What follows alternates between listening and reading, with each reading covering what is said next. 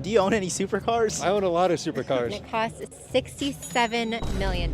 What's a piece of advice that you would give your 20-year-old self? Oh, geez. How big is your investment portfolio? How much is gas for a Lamborghini every single month?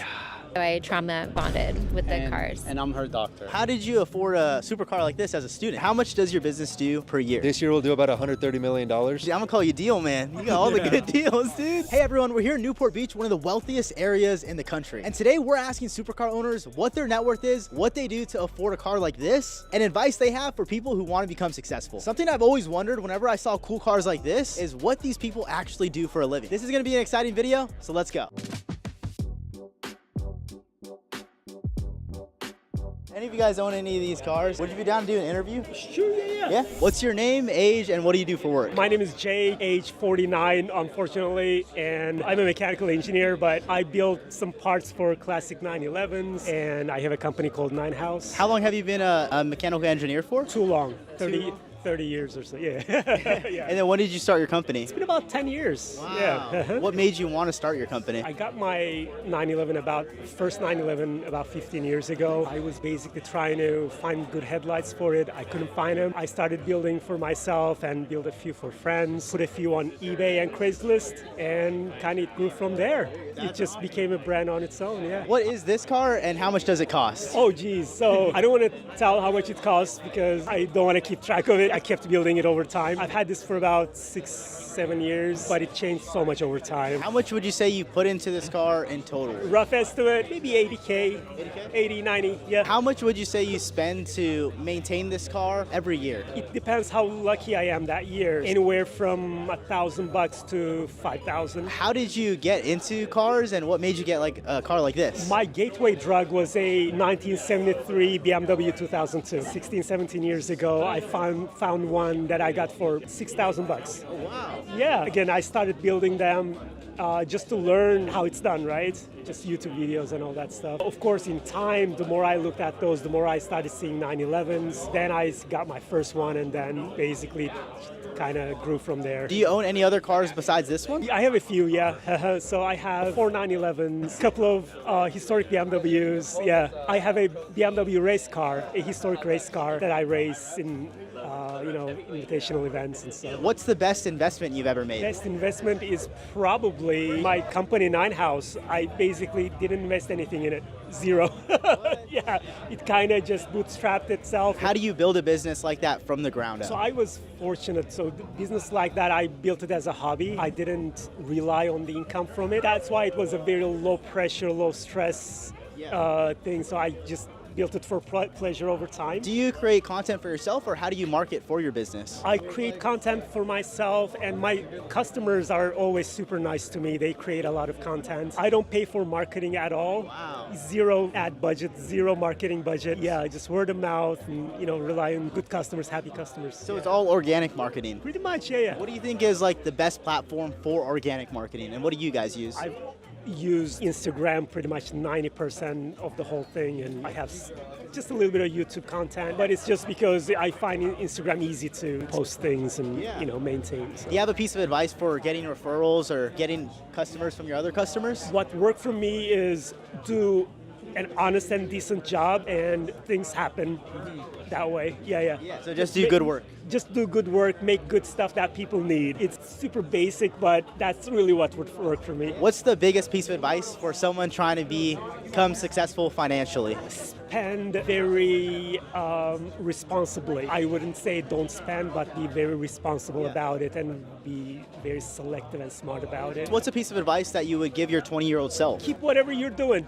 You're doing okay. You're gonna be okay. Yeah. I love it. What's your name, age, and what do you do for work? Sam, I'm 31, and I own a paving roll-up. So we go out and we acquire paving companies. How did you get into that? Totally by accident. So started out in tech. I was in sales for quite a while. Made the pivot to buying real estate. So started buying single-family homes. Moved to buying large apartment complexes. I've owned everything from single-family, multifamily, storage. Real estate's a great place to go park money once you made it. It's a really tough place to go make a lot of money, right? I think there's a really big value in focus in terms of finding that one thing you do. And for us now, we are total blinders on paving. Can you explain what that is? Just a little bit for the people that don't know? If you think about it, we literally pave We go fix highways, we pave parking lots for, Fortune 100 companies. And for us, we've done a really great job of kind of taking the work on that no one wants to go do. We do all small job, reoccurring maintenance work. On our end, if you kind of look at it, there's a huge opportunity right now as the average paving owner is 58 to 72 years old. They've owned the company for 30, 40 years. Because they grew up wealthy, their kid now grew up wealthier than dad did. So they don't want to go take over dad's business. So in turn, it creates a really unique opportunity for us to go find owners who want a transition plan, go find a win-win scenario, go take their company over, and go roll it into a larger platform itself too. And in turn, in the future, right, if we ever do look to go have a capital event, the bigger companies trade for a far better multiple than smaller companies do. How much money do you make per year? We actually make very little personally. We leave all the money in the company itself too. There's 4 main partners. We all take pretty market rate salaries, but our real money itself is in the company itself too. So what people don't realize is that if you want to grow a business, it's leave a lot of cash in that company. For us, we have a lot of equity in the company itself, but we take more nominal salaries in terms of earnings themselves too. Most of it stays in the company itself for growth. How much did the company do last year? Cumulatively, our business should do about 150 run rate this year if we make our next couple acquisitions. Where did you make the majority of your money? Most money was made in tech, right, in terms of going up in tech sales.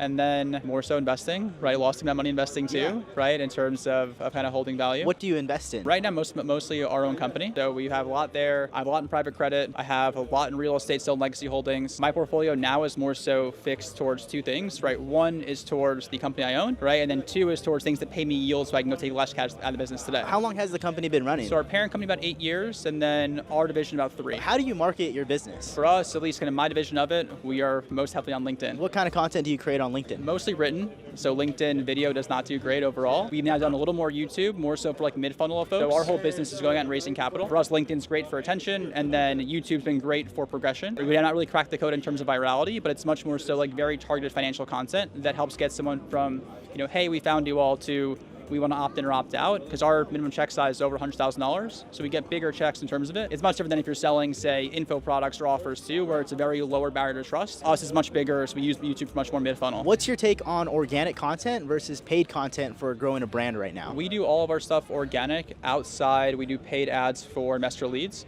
That's been great. I think it's much more predictable on our end, but it depends also what kind of business you're into, right? I think organic, you can't beat having an organic brand, but for us, we want the speed and the predictability, so paid's been great there as well. We more so use paid for attention, and we use organic for progression in the funnel itself. How much would you say your paid budget is per month? Right now, I'll call it 30K, probably going forward close to 100. Is that all just Meta, or what else do you do? LinkedIn?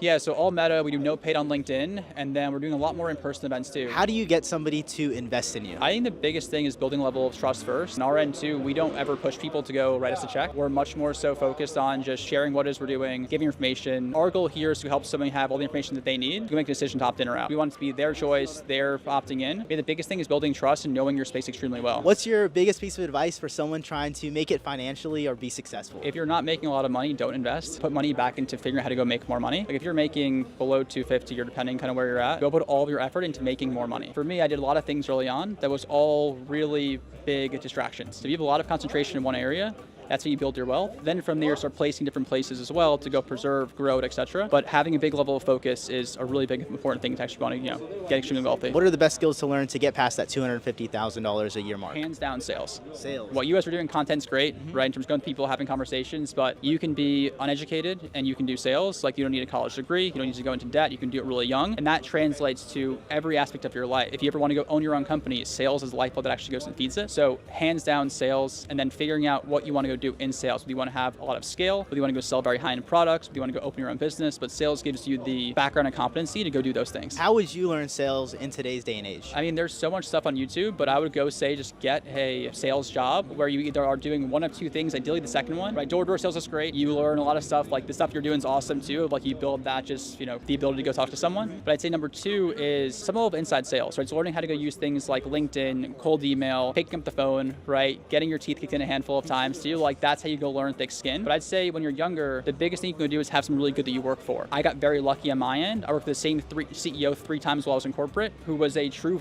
sales-driven CEO. And for me, I got to live in the guy's office every day until he kicked me out. So I got a full masterclass on sales from him, which helped me massively in my career. I am really, privileged and grateful to have him as a mentor. And then I got to go follow him each time. What was the best piece of advice that you learned from that mentor? Sales is much more EQ than it is being really intelligent even, right? I'd say if you understand people, I'd say the biggest thing that I got from him was, say you're leading a big team, and I learned this the hard way many times, is that if you want a team of people to go do things that you want them to do, you have to make it feel like it's their decision, and they came up with the idea. So if you're leading a team, you want them to go to a certain direction, help them come to the conclusion, and they bring out that solution versus you bringing it up. So I think it's how to go get the team to lead themselves in a certain way has been massively helpful, and I learned the hard way many times of doing it the wrong way and trying to use brute force, and that does not work. Any piece of advice for aspiring entrepreneurs? I'd say the biggest thing first is going out and taking action really quickly. People, I think at times have this philosophy of they want things to be really perfect, and I think right now, done not perfect is much better. Of go do things, takes a lot of action, because most likely you'll fail a ton of times before you go figure out what it is that your thing is. So the more reps you can get, it's great. I'd say if you understand your trade-offs and what you're doing, and making sure the opportunity you're working on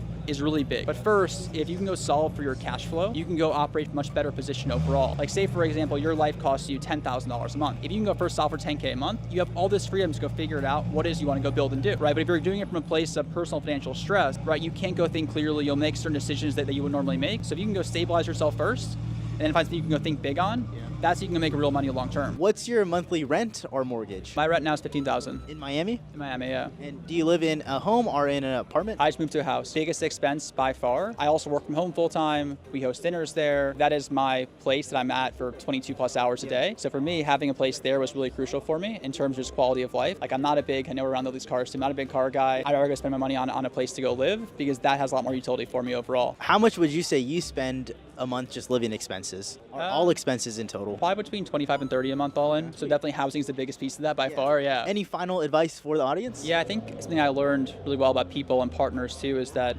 there's different lenses of views that you have. And what I mean by that is that, kind of back to an earlier point of, if you look at something in a 6-month lens, okay, how much money can I go make in 6 months, or what would happen in 6 months? You'll think differently than what you think of something in, say, 30 or 40 years. In our business, we are built on trust and reputation.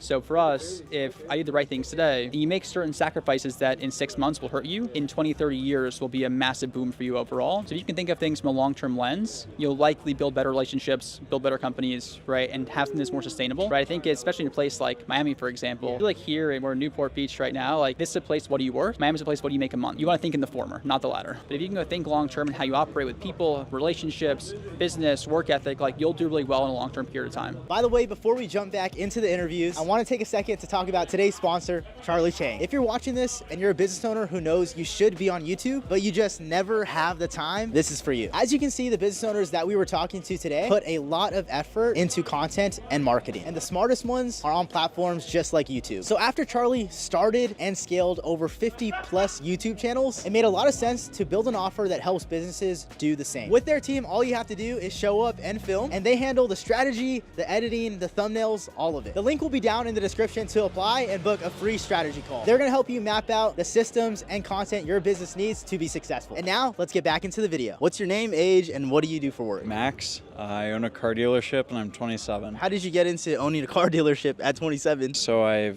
fell in love with cars from the video games and movies in high school and started buying and selling a little bit in high school. Took a break going off to college and then fell in love with it. So started buying and selling more. That evolved into a dealership and I totally bootstrapped it with a partner and recently bought them out. So wow. Do you think you need to go to college to be successful?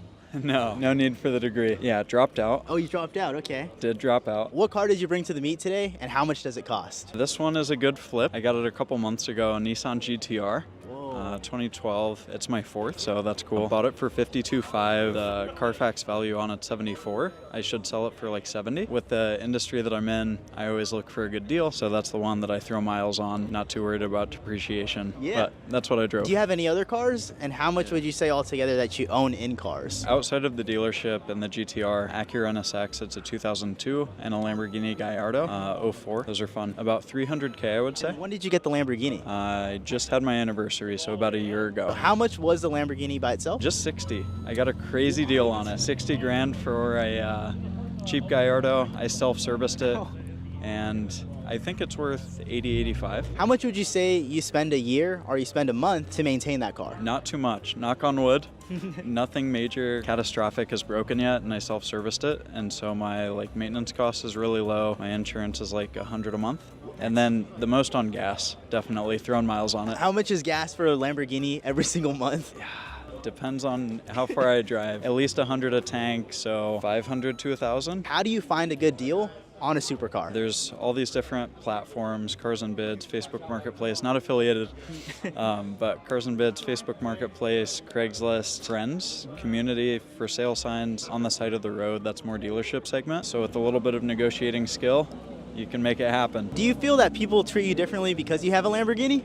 Absolutely. There are social plays with it for sure. Same person in the supercar and outside of the supercar, but it gets your foot in the door, I would say, with a certain crowd, and definitely putting smiles on faces when you're driving on the road is awesome. Did you do any modifications to any of your cars? Yeah, definitely. The Gallardo is maybe $5,000, the NSX is $0, and the GTR was budget. It came with the exhaust and the tuner, and so I just got the blow-off valves and intake for like $1,000, put them on myself. How much do you make per year? Roughly, it's volatile being a business owner. This year's a little bit worse, candidly, but I would say 300 to 400. What was your best year in business? My net was 550, and the business made like 1.3. What's your net worth? 1.5. Do you have any investments outside of the cars? Yeah, definitely. A lot of my capital's in stocks, and then everything with the business is still self-funded. So there's cars outside of the business, cars in the business, and then a decent stock portfolio, 750 right now. What do you invest in the stock market? Index funds primarily. This is the craziest YOLO story,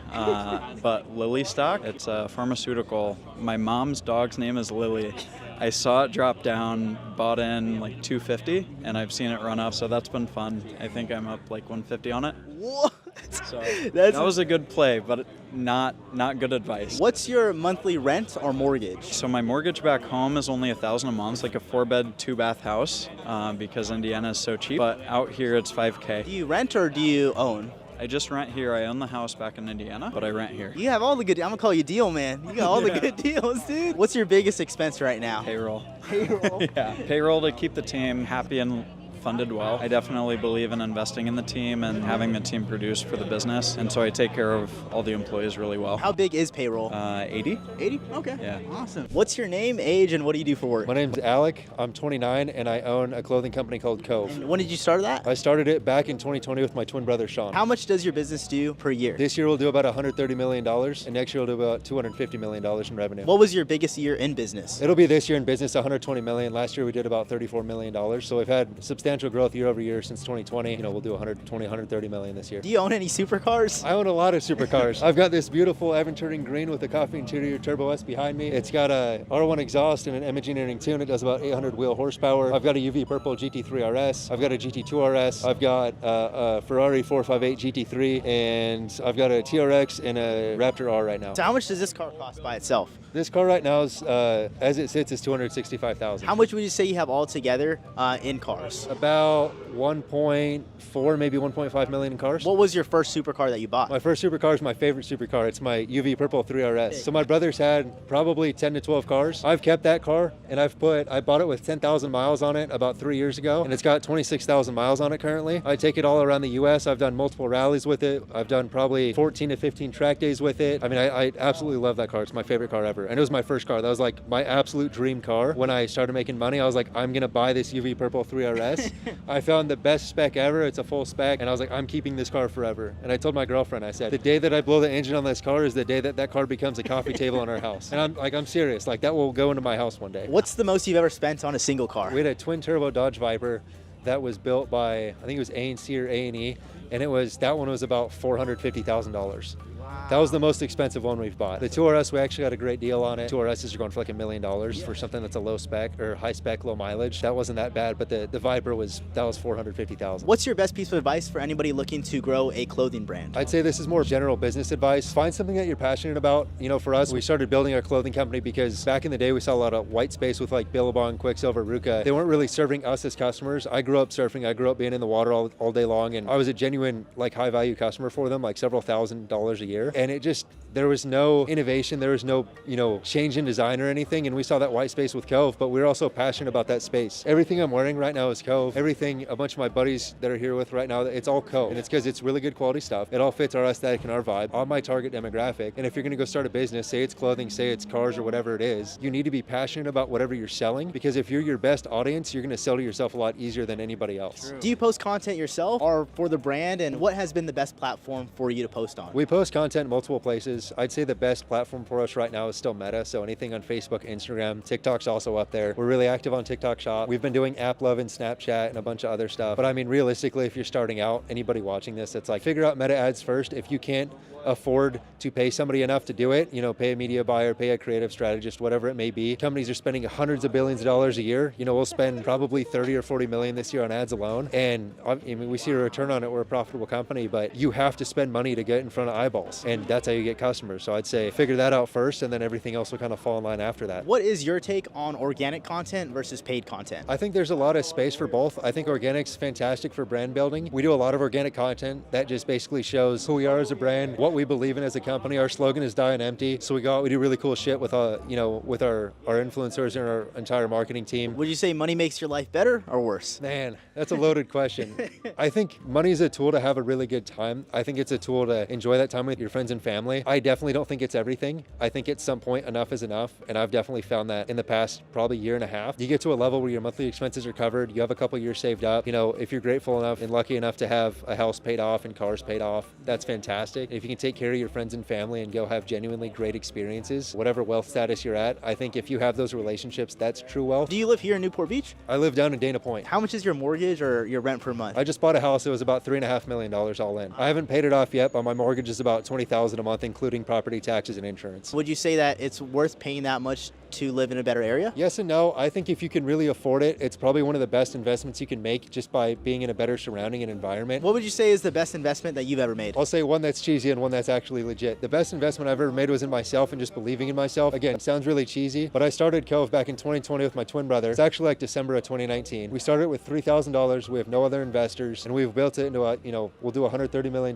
this year in revenue. We've used lines of credit. We've used credit cards. We've went almost bankrupt 3 times, but we never stopped believing in the goal. We never stopped believing in having that freedom, and we never stopped believing in the fact that each other could solve each other's problems. I handle all the finance and the operations. He handles all the marketing and the product. We work as a team every day. We've had a lot of struggle within the company, and like I said, we've almost went bankrupt a couple times just trying to learn stuff. Not out of, product market fit, just out of genuine stupidity in the business, right? Like cash flow issues, whatever. I always tell people the second best investment is a high income skill set. It's really easy to make money in the S&P for me. It's really easy to make money in alternatives. I can go buy SpaceX, OpenAI, I have access to all of it, but you need money to do it, right? Like money makes money. I can buy this Turbo S for $230 and sell it for $265 because I have cash to go pay $230 for it. You need a high income skill set to go do that, and that's probably the second best investment. So one, it goes hand in hand. First one, go invest in yourself, learn a skill set that's great. Second one is go learn how to monetize that and make a shitload of money, and then you can go buy S&P, you can go buy Vanguard funds, whatever you buy, and you give it 10 years, dude, you're gonna make money. What's a piece of advice you would give your 20-year-old self? Go for it.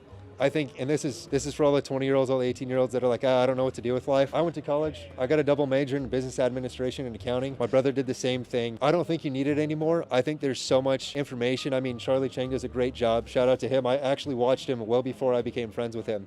Like I was like 15 watching him. I think there's so much valuable information and insight out there. I do consulting calls all the time. You can get so much valuable information just by going out and networking with people. And I would say just go for it, right? Like you're only going to be young once. I was freshly 22 years old when I started the company. I'm 29 years old now, and I've had the best experience in my 20s I ever could have. And I didn't know anything when I started. Nobody in my family's rich. I don't come from money. Nobody in my family started business, and I just figured it out. And it's like I just told myself, like, just go for it and don't give up. That's for any 20-year-old. Just don't give up. What's your name, age, and what do you do for work? My name is Leo. I'm still a student in UCSD, but I still do some stocks. Oh, stocks. Yeah, stocks. What car is this, and how much does it cost? It's a 2025 Mercedes-Benz GT63. It's a high-end one. Most of the option I already put it on it, so the MSRP is like 222. How did you afford a supercar like this as a student? My parents give me a sort of money, and I put it in the stocks. And during several months and year, and I still keep a lot of money every month I keep. How big is your investment portfolio? My parents at the first only give me 100K. 100K, okay. Yeah, so it's double profit. Oh, so you have 200K now in there? Yeah, more than 200. More than 200. What do your parents do for work? My family doing the media company. It's not like that media. It's like advertising, the outdoor advertising. How long have they been doing that for? Already 30 years. So do you live here or do you live in San Diego? I live in here. Yeah, I just moved back from San Diego to here because I think San Diego is boring. The UCSD, everybody says it's University of California, nobody socializes. Yeah. How did you learn how to invest? I'm an international student, so many of my friends they come from China, and large difference traditions between the United States and China. So in China, so most of the parents will give their children maybe like maybe a little sort of money and teach them like how to invest in not only in the stocks, maybe like buy like something to invest. Most of my friends like they invest stocks. So when we're like doing the conversation and they will like talk much like many companies like the Tesla or like AMD or that sort of a company, and we'll like decide how to invest it. Where's most of your money? What stocks are they in? The most profit one, so I put it in the SOXL. It's like 3 times in the chips like AMD and that sort of company. It's 3 times, yeah. What do you use to invest? Like what platform? I don't think it's a like American brand app. Yeah, but it's I think it's a Hong Kong brand app. It's called the Tiger Broker. Yeah, Gotcha. but they still got a company in New York, I think. What's the best stock to invest in right now? I would say Nokia. Nokia. Yeah, they used to have the phone, so their like stock prices used to be high, but when the iPhone comes out, it drops a lot. But now they come back because of AI. So they will put their skills, monies on the AI. So I think there will be rise. Who am I here with and what do you do for work? My name is Andrea Alcantara, and I am the leading female car expert in the entire world. And I'm Dr. Rob. I am her manager. What car is this and how much does it cost? This is the Ferrari Daytona 500, and it costs $67 million. Dang. What made you get into cars? So I was held at gunpoint in a Ferrari, and so I trauma bonded with the cars. And I'm her doctor. Yeah, this is my doctor. How much money do you make and what's the best piece of business advice that you have for people to be able to afford a car like this? So I make $1,000,000,000 a year, which is a lot. And if you want to get rich like me, then I sell Section 8, Section 9 housing courses. And so you can just buy my course. Awesome. So where can people find you? I'm so it's on Instagram at Dr. Rob Cars. What's the best piece of life advice that you would give to the audience? Be the daytime dance party that you wish to see in the world. I love that. What does that mean? If you could explain that a little bit. So my inspiration for this was I was recently in Saint-Tropez, and they have daytime dance parties there that like go off. Wow. So we love to dance hard. So yeah. if you want to make money, buy her course, Yeah. get rich quicker, and dance the day and night away. Yeah. Let's I party. love it. Thank you guys so much. Thanks for having us. Perfect. So that's a wrap. And what I realized after talking to all these supercar owners is the car is not really the story. It's everything that happened before. If you enjoyed it, make sure to hit that like button and subscribe for more videos just like this. And again, if you're a business owner looking to get on YouTube, we'll leave a link down below for long form launch. I'll see you guys in the next video. Peace.